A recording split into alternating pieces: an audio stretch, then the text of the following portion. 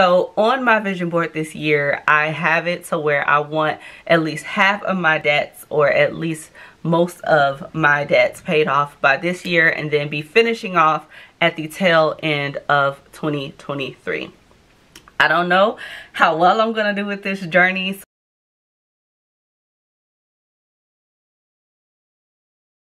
Hi everyone, and welcome back to my channel, Locked Beauty, where I discuss my journey regarding my locks as well as other things that I find to be beautiful. So it has been a long freaking time. I think it's been about 4 months, maybe. No, it hasn't been that long. Since August,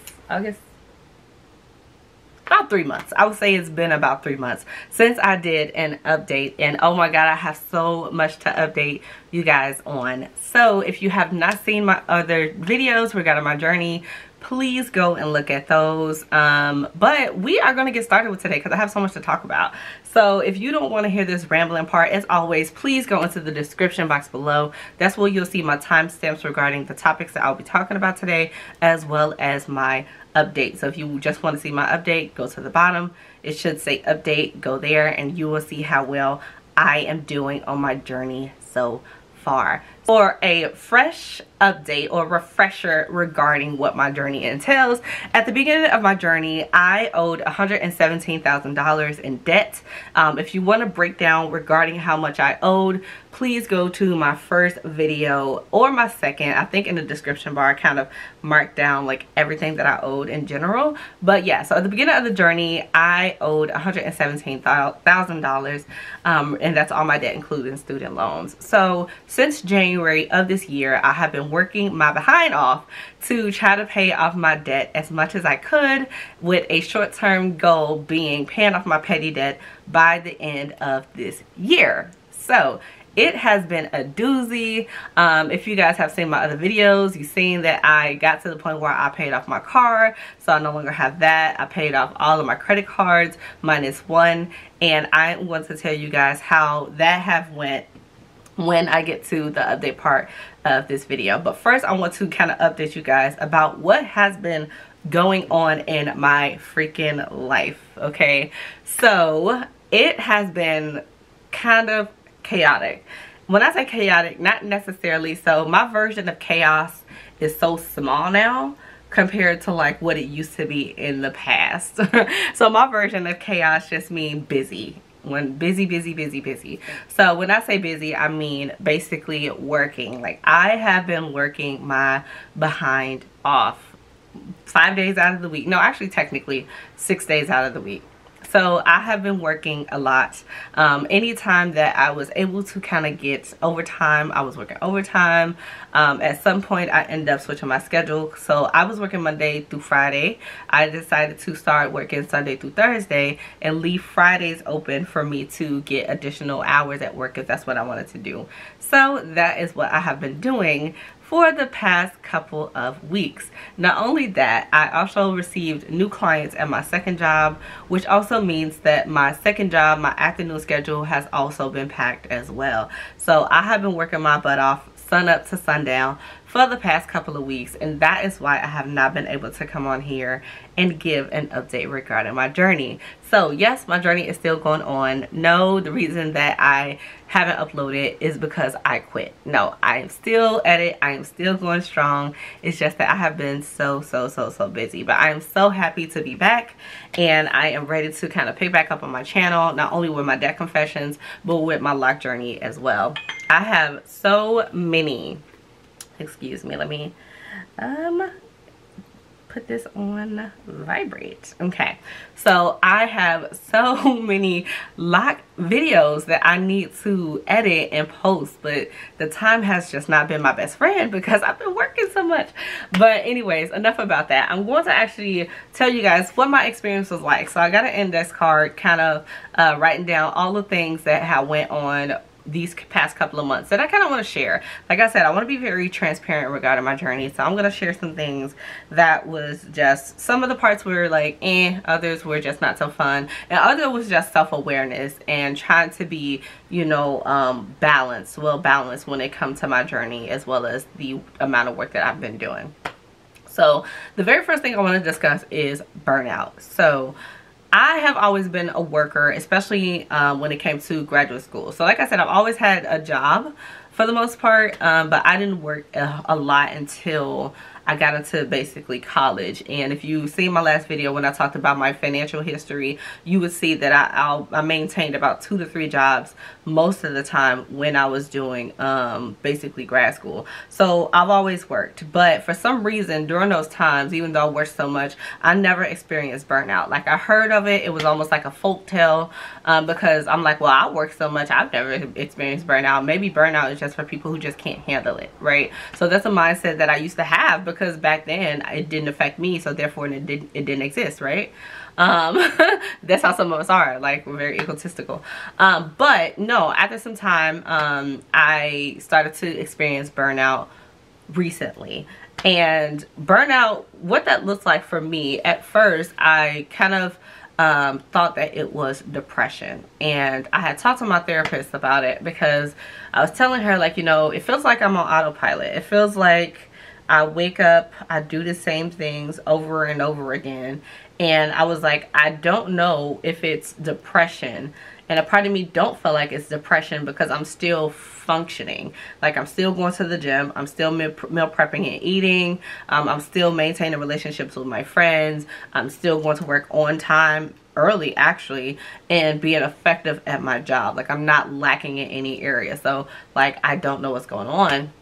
And I was like, well, I don't know if it's depression or if it's burnout. And then I gave her more details, and she was like, that is burnout. That is burnout. That is burnout. So mind you, prior to me experiencing burnout, my therapist had told me already, like, hey, you're working a lot. Maybe you should, you know, take a break, or you're working a lot. Maybe you should buy you something nice. Like she's telling me these things, but because I'm like, I have tunnel vision on this journey, I'm not doing these things. My best friend was telling me as well, like, hey, you need to take a break. You need to take a break. But I refused, because I had a short-term goal and I wanted to reach that short-term goal. And I'm like, look, if I'm spending money, I can't do that. Like mentally, that's what I'm thinking.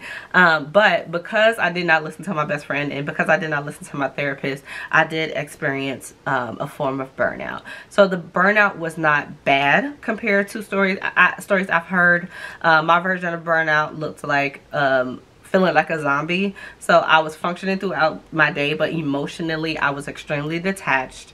That looks like me not even want to engage in any self-care outside of my basic, you know, night and day routine regarding my face and my hygiene and things like that. So not really wanting to put, you know, full catering and care into my feminine stuff, such as my nails or my hair, like the extra stuff that I would usually do to feel like nice and pretty and comfortable. I wasn't doing that. I was neglecting those things. This also looks like me not really wanting to socialize with people. I would isolate myself. I felt like, you know, if you wasn't really helping me on my journey, like I felt like I really didn't need you, because I had better things to do. Like, so it was like isolation, working a lot, neglect, like that what's burnout looks like for me.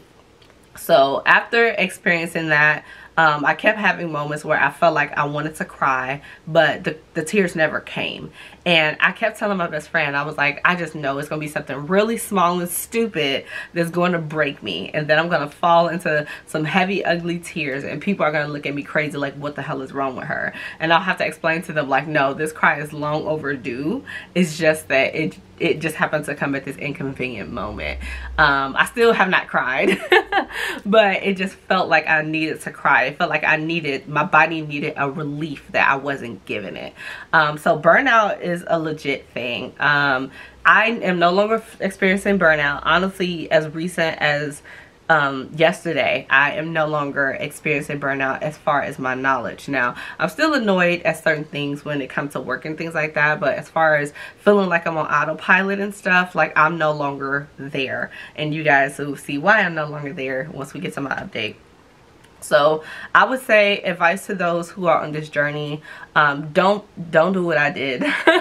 Don't do what I did. Definitely make sure you have these small term checkpoints that you kind of reward yourself and take a break, and make sure you use your sick time, make sure you use your PTO, make sure you're using all of this stuff. I did not do that. On top of that, which was annoying as hell, I had over 140 something hours of PTO because that's how much I was not taking off.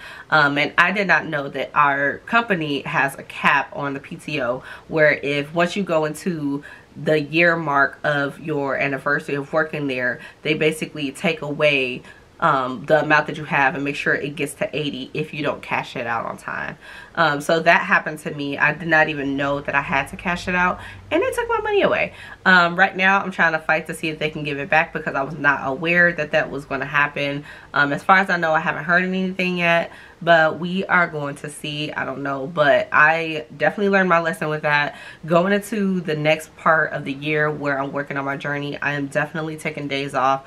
Definitely taking my PTO days, my personal days, my PB days, like, and all that stuff. And if I'm sick, I'm going to call off. Like, I'm definitely not going to strain myself as much as I did this time around in 2022. Either way it goes, you know, I got out of it what I felt like I need to, but I learned a lesson along the way. Definitely have those checkpoints where you reward yourself and be able to relax and cater to yourself, because this journey is rough. And if you're working your ass off several jobs, as I am and many others that are on this journey, then you deserve a break. So that's what I want to let you guys know. It wasn't fun, you know, and like I said, I felt like a zombie. I don't like feeling like that. So definitely take a break. Next thing I want to talk about is my student loan forgiveness contract. So as you guys know, at the very beginning of my debt confessions journey, I told you guys that I am in a contract for 2 years where they paid off $50,000 of my student loans. So I have 9 months left in this contract. I am so happy to be under double digits. You know, work has not been that fun to me lately. Not necessarily the work I do. I love the work that I do. It's just the environment. I don't like the environment. It's pretty toxic, pretty immature, amongst many other things where there's no growth. And I am ready to leave. I'm ready to leave. However, right now I do have to, you know, abide by my contract. I have 9 more months, and I'm hoping that these 9 months go quick enough to where I can figure out where I want to go regarding my life and my career after this. So 9 more months left in my contract. Super excited. Now, I did hear that if I wanted to extend my contract a year, that they would give me an additional $20,000. That would be helpful. I considered it, but if I extend my contract for a year, I do not want it to be at the same location. I will probably see what other sites are approved for that extension and probably transfer it to those places. I'm not sure yet, but either way go, I'm going to finish my contract, and I'm going to pay as much as I can towards my student loans until my contract is up, and then we're going to see how things go from there. So the next thing I want to talk about is jealousy. So man, I gotta get a drink on this one. 1 second.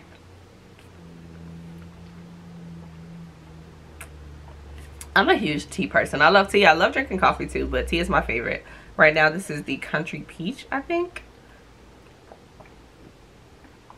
Yes, I'm drinking it through a straw because my teeth, and of course it's my lip gloss. But anyways, so jealousy. So when it comes to jealousy, I mean this on both ends, and I am going to try to summarize this the best way I can because I don't want to go into detail and I don't want to make this part very, very long. So I will talk about jealousy from others as well as jealousy on my end. But first I will talk about jealousy on my end. So if you've seen my video, I think it's my update number 3. It's not 4. I don't think it's 4. My update number 3, I talked about kind of experiencing moments where I am hearing about my friends buying things, going out on trips and things like that. So that has not stopped, you know. Of course it did not stop. It should not stop. They are not entitled to stop doing things with their money. Like, they get to live their life. But you know, they have been doing all that, and like I said, I was in a period of burnout, so mentally I was in a different space. So with me mentally being in a different space and hearing that my friends are continuing to do other things, I started to get jealous of their experiences, because I was like, dang, like this whole year I have not had any time off. The only trip I've taken was to Memphis, Tennessee, all the way back in January around my birthday. I was like, it is just, you know, frustrating to constantly hearing all these fun and great things that everybody else is doing. Like, at this point, I'm tired of it. And went from being like depressed because I can't to jealousy. Not envious though. I wasn't envious. I still wanted to hear the stories. In a lot of ways I was living vicariously through my friends, but I was jealous. I was like, well, what the hell? Like, why did they get to have fun? That's not fair. And it's almost like I was going through the process of grief, right? I was just like, what the hell is going on? Like, I had to grieve the fact that I couldn't do those things.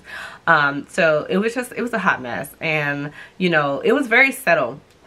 It was very subtle. Like, I'm not the jealous type. I've never been the jealous type. I'm not that type of person at all. In any form of the word. I kind of see any versions of that as motivation. And I learn a lot from other people. So, but I was jealous at the fact that it felt like everybody was able to do stuff and I just wasn't. Like I said, that continued. But with me experiencing burnout at that time, I guess it impacted me just a little bit more than I would have liked it to. So that's all I want to say as far as like the jealousy that I have for others. As far as the jealousy that others have of me, and I don't necessarily want to label it as jealousy, but the energy was very different. It was very weird, and honestly, I did not like it. So there were moments when I would talk to people and, you know, even though I'm on this journey alone, I just felt excited about it. And I really wanted to share like how things were going. I really wanted to share my progress. I really wanted to kind of get the encouragement, the moments where I couldn't give myself that encouragement to continue. So I would kind of have discussions with my friends and they would tell me about all the great things they're doing. And I'm like, that's great. And I was like, well, how have you been? And I'd be like, man, you know, I'm working with this journey. I just paid $100 off and this is how much I have left, and you know, still got so much to go, blah blah blah blah blah. And the energy or the response will be very low. They'll be like, oh, okay, that's nice. Or they'll be like, oh, okay, that's cool. Or you know, it'll be very dry. And I'm like, okay, what is all this about? Like, I don't understand. Now if it's not exciting, I get that. I mean, because paying off debt, I guess, is not exciting. But while I'm discussing this stuff, sometimes I'll be excited to tell them, because I'm like, oh my God, look, I finally got this out the way, and this is how much I have left, and if I do things right by this time, that, you know, that's what it'll be. And I'm not saying that people have to be as excited as you when you complete certain things, but you know, people are, like I said, I am excited for them when they go out on trips. I'm excited for them when they buy something that they've wanted to buy. I'm excited for them when they're doing things that make them happy. And this is the one thing right now, even though it's causing stress, that's making me happy, because I know that once all this is over, like, I'll be able to do other things that also make me happy. So when I am cheering others on to do things that make them happy, I am not saying I expect the same exact thing in return, but I definitely don't expect a dry response. I don't expect a dry response. So that was happening very often, where I would, you know, allow people to talk first. I'm a therapist, so a lot of the times I'm a listener first and a talker second. So I would always listen to them, and then once they're done, I'll be like, oh, okay, well, this is what I'm doing. And they're just like, well, yay. And I'm like, what the fuck? So that part was just, I don't know. I don't know what to take of it. And I kind of talked to my therapist about it, because it got to the point where I felt that the people who were closest to me, or the people that I love, this is something that, you know, is a part of me right now. I felt like I couldn't share this part of me with them. And although I'm very aware that this journey is a one that I am on alone, I did not know that they were going to make me feel alone.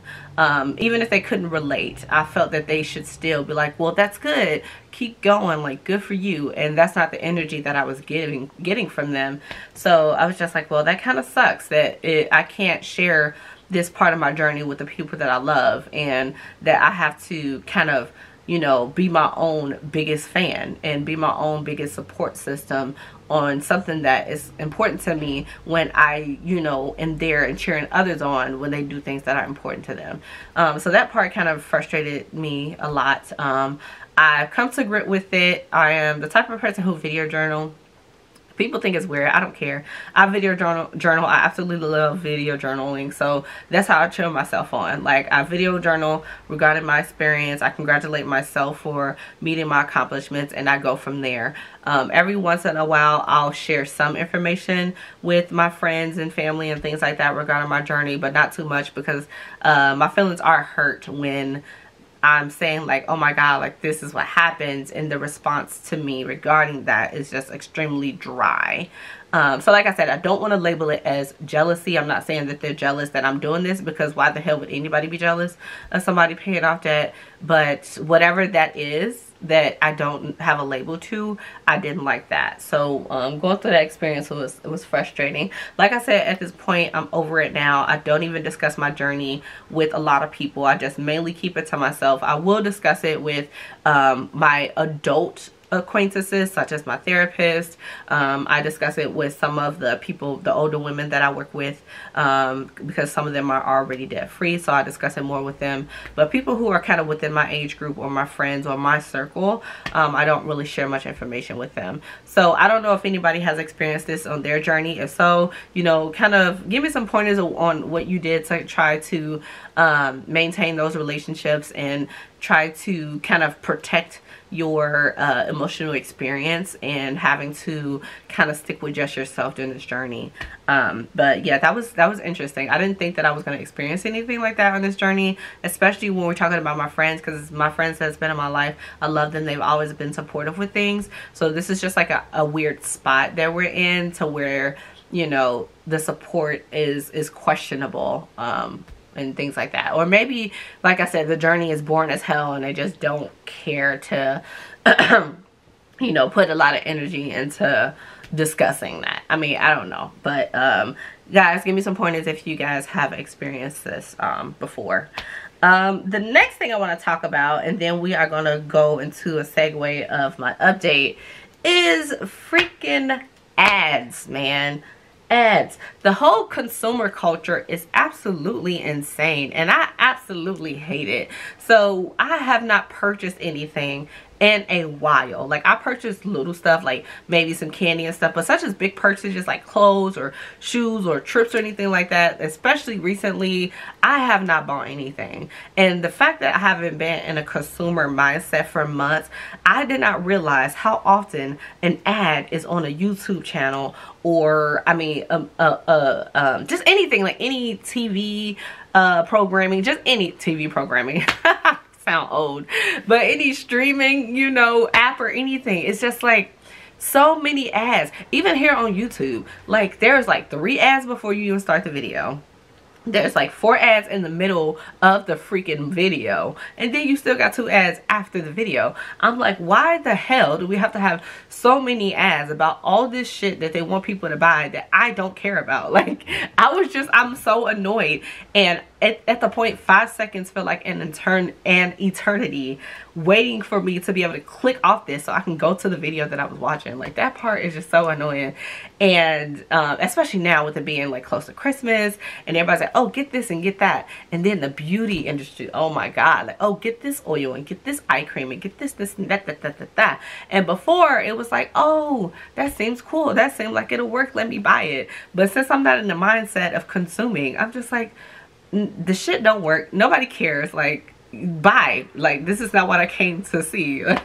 So it is so funny. So kind of looking at all these ads, it's like, it's certain things that you don't even notice that, you know, you kind of get yourself sucked into, like when you're not aware, because you're in that mindset where it's like, okay. But I have not been there.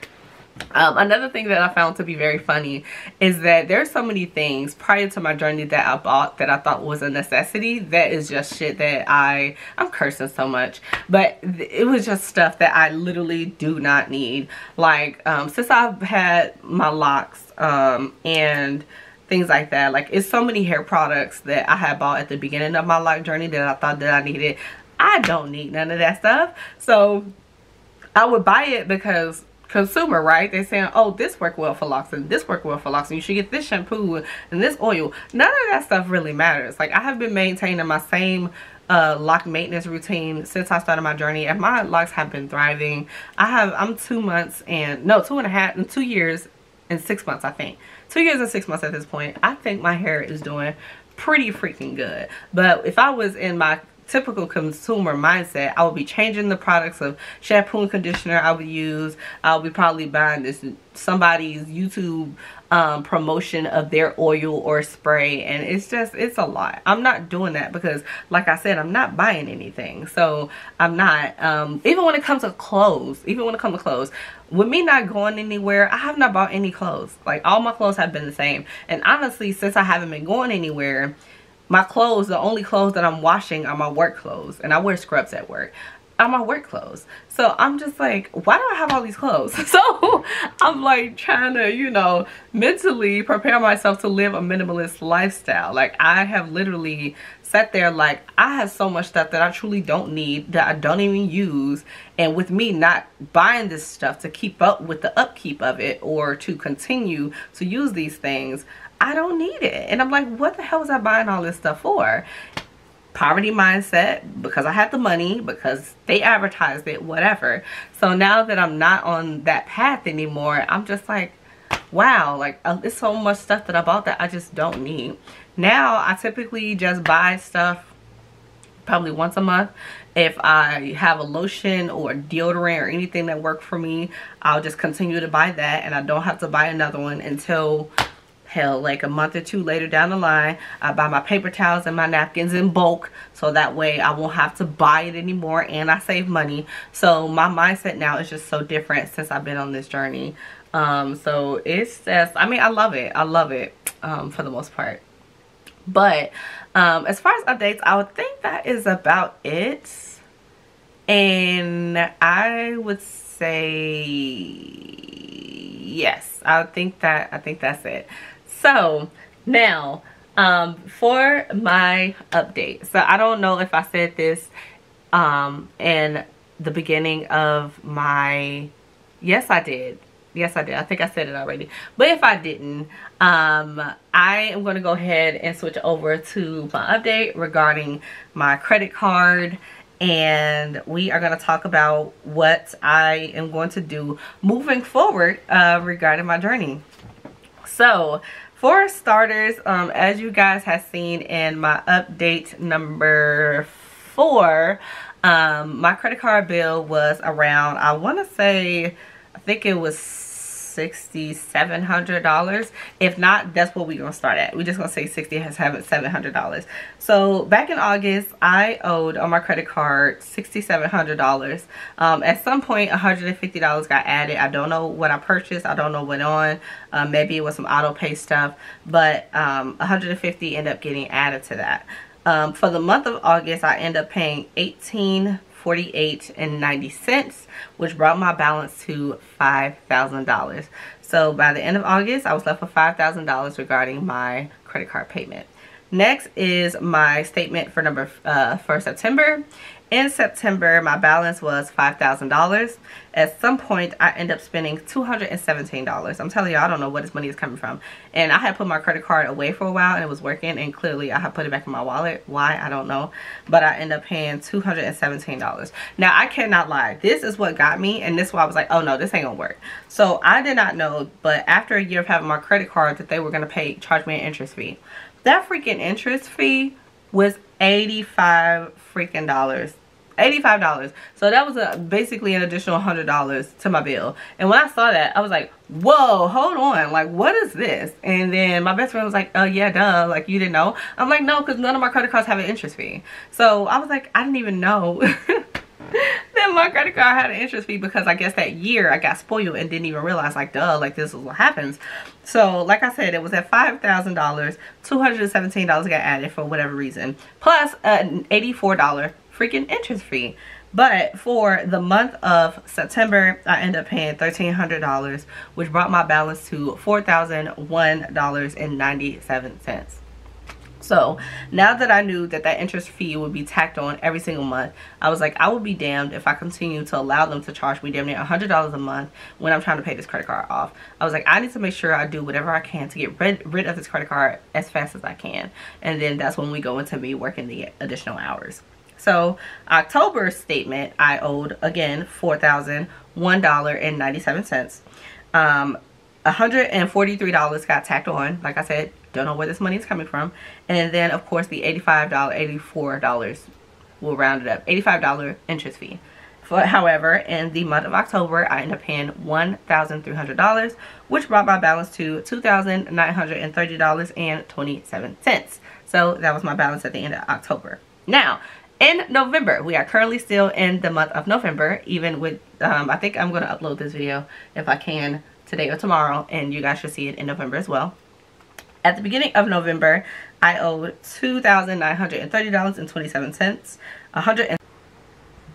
Okay, my camera had cut off. Wait, is it? Okay, there we go. My camera had cut off. Sorry about that. But so, like I was saying, in November, my statement was $2,930.27. $173.95 got added to it. And then the interest fee was a lot smaller this time, probably because my balance was a little bit lower, and my interest fee was $45. However, in the month of November, before my, well, after my statement balance, or at the point of my statement balance, I paid $2,200, which left me at $948.33. Okay, so as of November 18th, 4 days after my statement balance, after my statement balance, I officially paid my credit card in full as of today. So today I paid $948.33. So you know what that means? That means that I am officially done with my petty debt. As I said, I wanted to pay off my petty debt by the end of this year, so that way I could go into 2023 strictly paying off student loans. I am officially able to do that, and I am so happy and so freaking proud of myself. So my gift to myself is a pretty big freaking gift, right?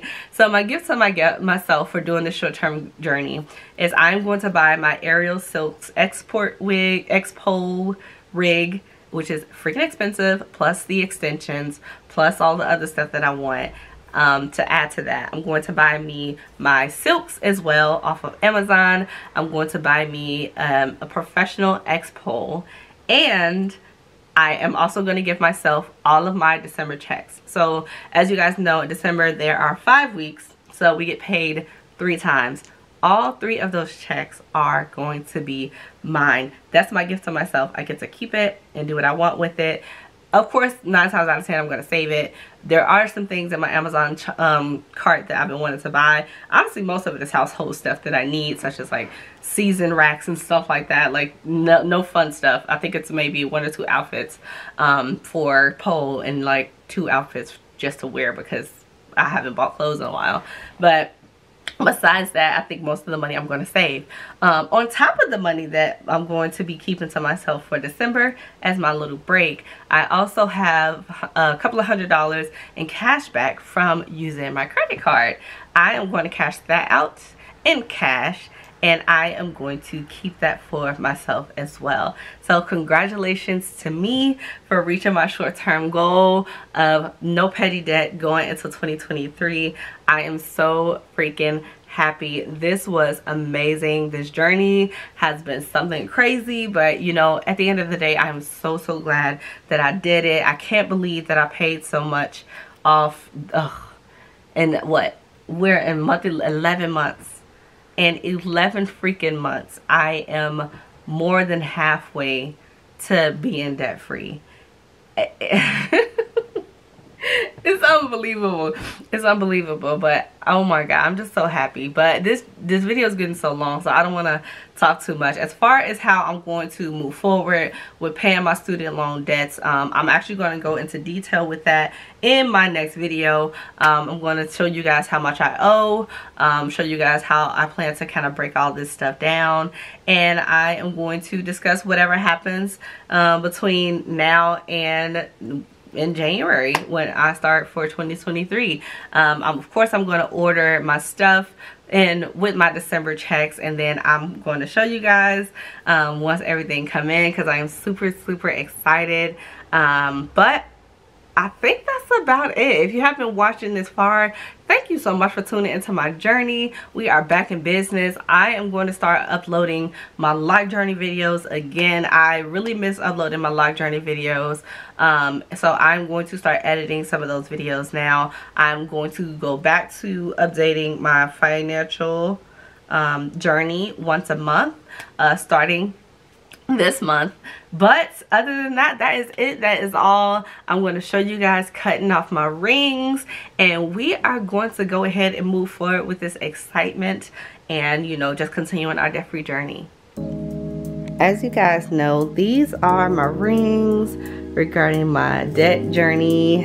As you see, there's only two. So this one is for my credit card bill, and this is for my student loans. Oh my god. So we are going to go ahead and cut off my rings for, I got the scissors like super weird, for my credit card bill. Yay! Oh, got that. And we are gonna add it to my pile. So this is my pile of all of my debts that I had at the beginning of this year. That is insane. Look at my rail. Look at my rail. Empty. It's freaking empty. It's freaking empty. Oh my god. Oh my god. So I'm excited. I'm so excited. I'm sorry. And here is my last rings. My last rings, which are my student loans. And like I said, we are going to be addressing how I plan to attack this at the beginning of the year. Technically, I'm going to be discussing that with you guys in the next video. But before I end the video, I'm going to show you guys how this looked at the beginning of January, so you guys can do the comparison.